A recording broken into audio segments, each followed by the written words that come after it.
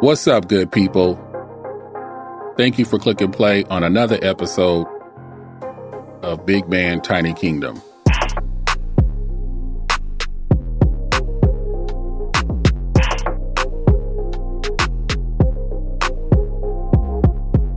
I drove about 4 hours northeast of Phoenix to St. John's so that I could camp at Lyman Lake State Park.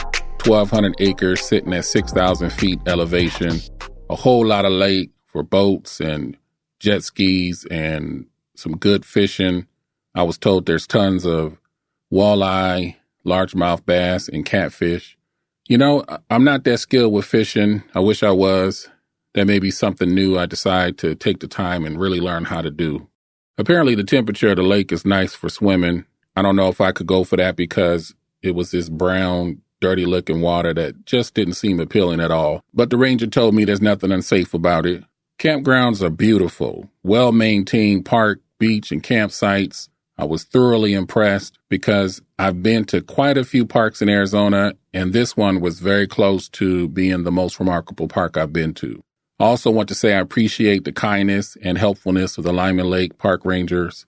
I felt welcomed. I could tell their niceness wasn't forced. It felt genuine, like it was just who they are as human beings, not like they had to be nice to me because they were on the clock and customer service was a job requirement. And I wanted to emphasize that because recently I was reading some discussion in one of my Facebook camping groups where someone mentioned that they only wanted to stay at Black-owned campgrounds. And they said that because they mentioned they would feel more at home with their own people. Now, here in Arizona, I don't really have the luxury to stay at a Black-owned camping location. They're non-existent, and if there are some here, it's not well known. But when I read that on Facebook, I completely disagreed with it.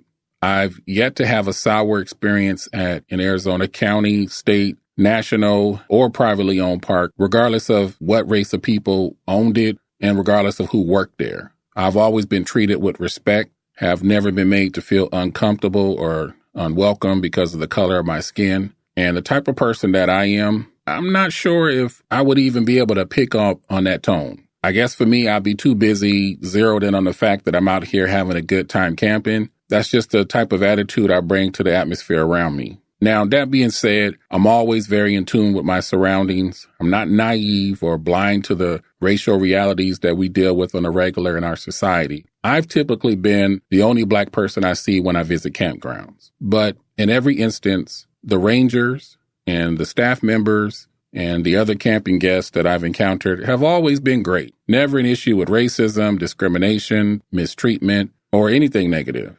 I really do believe that there's a sense of family amongst people who camp. They always seem to be the friendliest, happiest, most helpful people I've met. Maybe the mean stuff that goes on in the world stays in the cities. Maybe being out there at one with nature just hypnotizes people who camp with a more positive outlook, and as a result, you get the best of people. Full disclosure, I've only been camping in Arizona, Washington State, and Oregon, so I can't pretend to know what interactions may go on to anyone in the other regions. All I know is that I've yet to experience any issues, and I don't think I ever will. I just don't put myself on alert for stuff like that or carry that type of energy around with me. Anyways, let me get off of that rant. I just felt the need to express it because I don't want Black people or any person, no matter their race, to let racial tensions prevent you from getting out there and enjoying your outdoor activities. So back to talking about the park. The campsite I stayed at in Lyman Lake was number 54. I lucked up because when I made the reservation, I did not realize that I had chosen a spot with such a nice and straight open view of the lake. And I appreciated that because it was real beautiful. It was really relaxing. I was close walking distance to the bathrooms, which I like being as close as possible to the public facilities because when you got to go, it really helps to not have to pee walk that far to do your business. The cost per day was $28. It included 20 and 30 amp power, which I really didn't need, but this was my first time using the Jackery with my 12-volt fridge, and I didn't want to take chances on not having enough power to keep my fridge items cold. The Jackery worked out real good, so for future trips, I can get the non-power campsites and save myself a little money. The campsite also had a water hookup, and let me tell you a story about that. So I have a 6-gallon jug, and my plan was to stop somewhere on the drive and fill it up before I made it to the park. Well, damn it, I forgot. Thankfully, the park had a general store, so I grabbed a few gallons, and the ranger says to me, you know, there's a water hookup at your site. I asked him, what's the source of the water?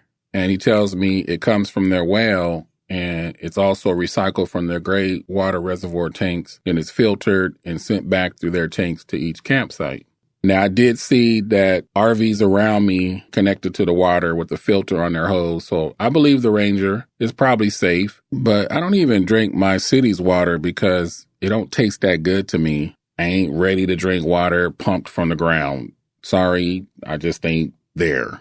So other stuff about the site I was at, it had a covered enclosed patio area with the picnic table, which I haven't seen that set up at many of the other state parks I've been to. Makes it real convenient to have a shaded seating area, which meant that the portable canopy that I brought this time wasn't needed on this trip. Plenty of grass area at my spot, and I lucked up with that as well. I think it had to do with me being at the corner in site because not all the spots had that much grassed area. Now, it rained a lot the first night I was there, and a lot of that area was soft and somewhat muddy, so I didn't get to use the grass area very much. But if you wanted to do some type of yard activity like setting up a volleyball net or playing cornhole, there was plenty of area for that, and it was spaced out enough to where you wouldn't be imposing on the camping neighbors next to you. Aside from the very cool campsite, the beach was just a few minutes walk. There are day use spots with covered picnic tables in the beach area. It was nice to get up close to the lake, find a spot to eat lunch, and just hang out, but not be forced to sit on the ground. You could also beach camp there for $20 a night. There was a truck camper right out at the shore. And besides that, it was just me. So not very many people, made for a peaceful, social distance, chill time.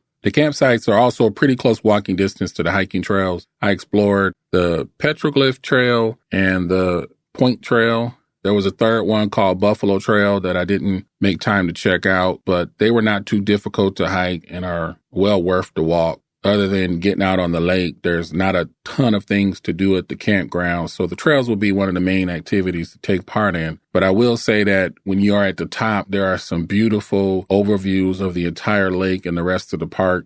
Makes for some good social media pictures. All around great first visit. And now Lyman Lake will be a yearly spot for me. I enjoyed it that much. And with being in the northeast part of Arizona, you don't get the hellish light desert heat that I get in the Phoenix area. It was in the 60s during the day. However, it was cold during the late night, early hours, probably in the mid to low 30s. Plus, there was heavy winds, and the rain probably added some to the cold. Stupid me, I didn't bring a coat. I brought a few layers, but no coat to bundle up in, so I was a little cold. Not enough to spoil the trip, but cold enough to keep me in the tent for the rest of the night once the sun set. But I just kept some hot water going so I could warm myself up with some green tea, bundled up in the sleeping bag, and I was good. Only things that I've heard others say would be downers about the park. There are usually tons of mosquitoes and a lack of things to do. But let me say this. I didn't experience neither of these things for myself. I didn't get bit once. Maybe it wasn't that time of year for the bugs. I don't know. And as far as the lack of things to do, I guess that depends on your expectations and reasons for visiting the park. The highlight of the park is the lake. So if the lake isn't your thing, you might be able to say there's nothing to do. If you are not into hiking, you might be able to say there's nothing to do. If lounging at your campsite and enjoying the scenic views and chill time is not your thing, you might be able to say there's nothing to do. I'm comfortable in any camping situation, and I can self-entertain just fine, so I was good with it. That's my 2 cents on Lyman Lake State Park.